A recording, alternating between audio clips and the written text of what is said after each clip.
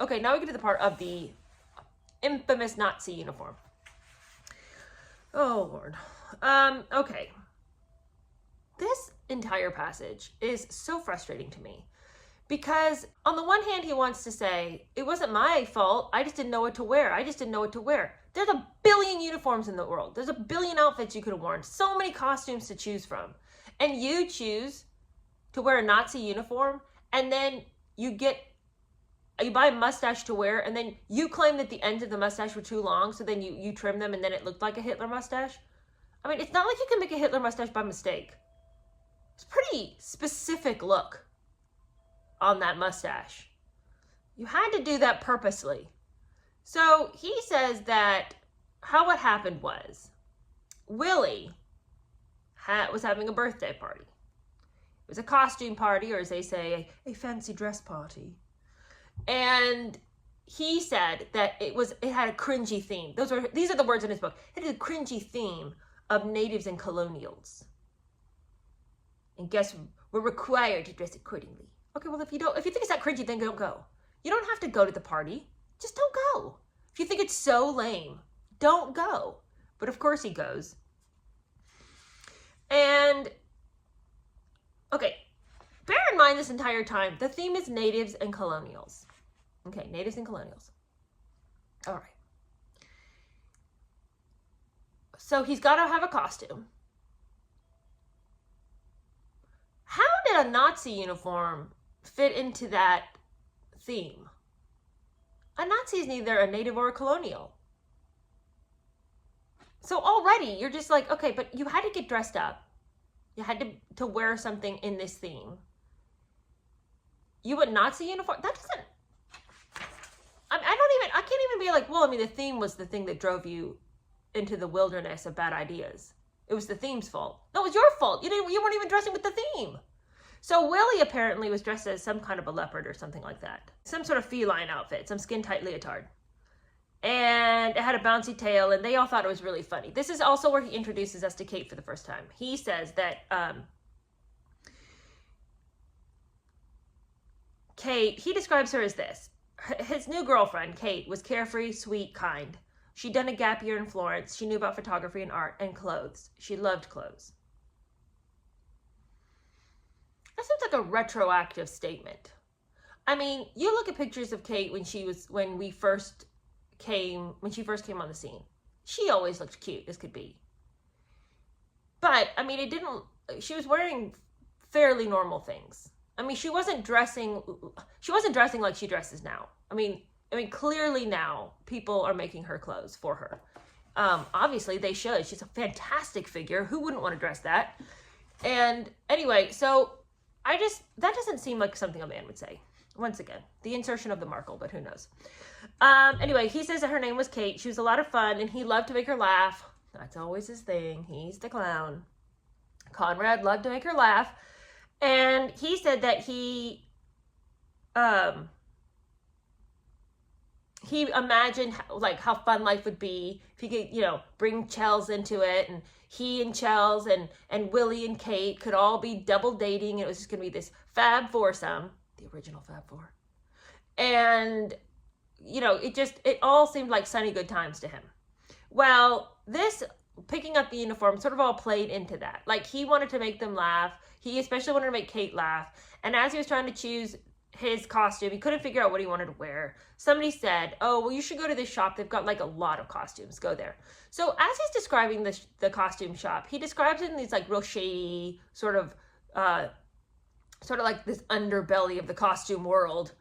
He goes in and it smells moldy and it smells kind of like dirty laundry.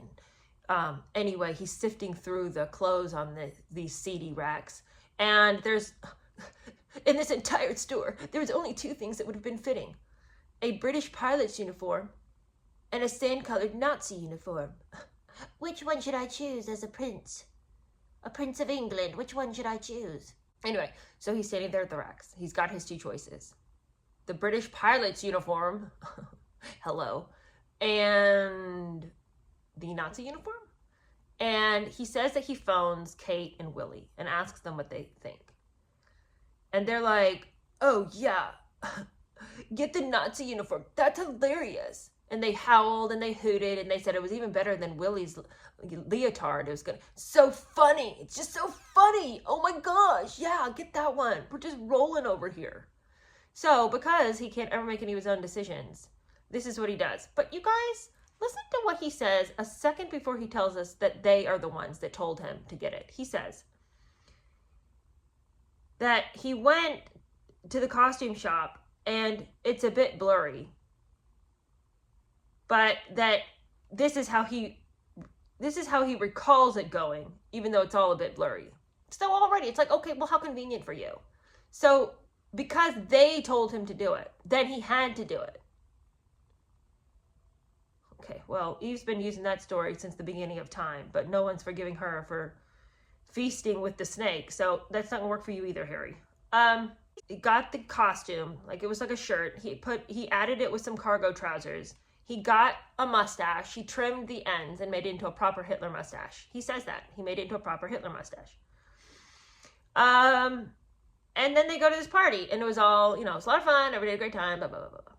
But somebody at the party, some transgressor, had taken some photos and then sold them to the press. And then that was all anybody could talk about for days and days and days. And he felt super humiliated, horrified, like he just wanted to die. He was so embarrassed that he had done this. And he said that he felt that he was being engulfed, that there were moments over the course of the next several weeks and months that he thought he would die of the shame. And he says that everyone wanted to know what could he be thinking. And the simplest answer was he wasn't thinking. He didn't think it would be bad at all. Now, on the one hand, I want to say this. Pretty bad choice there when you had a British pilot's uniform. I mean, why would you just go with the safer option, knowing that people will see you? If you say that you can never have a moment's peace, that everybody's always looking at you, that the press is always hounding you, that there's always somebody looking to spin you under the bus, why would you put yourself in a situation where somebody could ever mock you and claim that you had evil intentions and bad motivations and that you were a bad actor? Why would you do that? You know they're going to say ugly things about you. Why give them the opportunity to do it? At this late stage of your life, I mean, here you are. You're finished with Eton. You are about to go into the military. You've had your gap year. Like, you've seen some of the world. You've experienced some of the world. So why are you still making these boneheaded decisions? With that being said, he was still young. And I don't think that he, like we've said before in other videos, he's just really impulsive. If he thinks it's going to get a laugh, he's going to do it and then pay the consequences later. And he thought this was going to be really funny, like real, sort of like edgy funny, But anyway, Willie was sympathetic, but I mean, what is there to say? Then he phoned Pa. He says to his surprise, Pa was very serene. And he says, at first I was suspicious. I thought maybe he was seeing my crisis as another opportunity to bolster his PR. Go back over to that campaign spin doctor. Well, the campaign spin doctor was not the reason that Pa was kind. Pa was kind because he could imagine where his son was, and that he himself had had many bouts of embarrassment in the press before. We all know about the leaked tapes. We all know about all the stories that people have told about Prince Charles in the past, now King Charles. And he knew what it felt like to be humiliated by the press for a poor decision that was caught. And so, of course, he could speak about it with a lot of empathy and sympathy. And so Harry goes on for quite a long time talking about how much he appreciated his father's gentle kindness and understanding and assurances that this could be made right. And he just had to ride the storm. But it was going to be all right. Well, then he says this line that I'm like, oh my gosh, just get a grip. He says that Pa promised him that the fury about this would blow over, the shame would fade. I loved him for that promise, even though, or maybe because I knew it to be false. The shame would never fade, nor should it. Give me a blessed break in this day. Give me, somebody revive me. I'm so sick of this line. You should be ashamed and you should be ashamed forever. Why? Because you did something stupid when you were a kid? You can say, that was so foolish of me. I should never have aligned myself, even in joke, with something that has such a foul taint to it. Should never have put that on. I should never put the mustache on. I looked like a fool. I was a fool. I was 19 years old, or however old he was. But to go on and on and on and be like, I'll never get over the shame and I never should, ridiculous. It's such a ridiculous modern idea of how to get through life. If you lived with the weight of every dumb thing you'd ever done, you'd never get up at the end of the day. Okay, so, but he has to pay for his crimes in some way. So his father arranges for him to go and see a very eminent scholar, and he went to go see the chief rabbi of Britain. And this individual, who he does not name, which it seems like he might have, this individual was not easy on him. He did point out the folly of the decision, but he also reminded him, and he said, he urged me not to be devastated by my mistake, but instead to be motivated. He spoke to me with the quality one often encounters in truly wise people, forgiveness. And he assured me that people do stupid things, say stupid things, but it doesn't need to be their intrinsic nature. I was showing my true nature, he said, by seeking to atone and seeking absolution. Okay, so there's a bit of wisdom for us, isn't there? Okay, but he literally just said one page over that he felt terrible shame and he should never get over it. So how much was he listening to the chief rabbi?